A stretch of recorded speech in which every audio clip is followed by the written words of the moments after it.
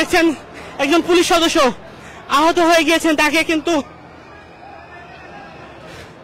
ধরে নিয়ে একটু নিরাপদ আশ্রয়ে নিয়ে আসা হয়েছে। একজন পুলিশ সদস্য এখানে আহত হয়েছেন।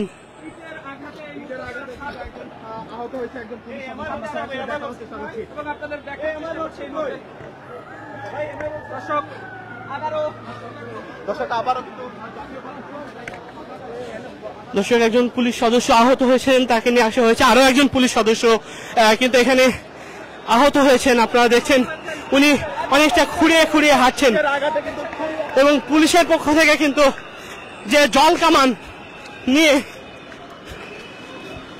বিক্ষুব্ধদেরকে ছত্রভঙ্গ করে দেওয়া হচ্ছে।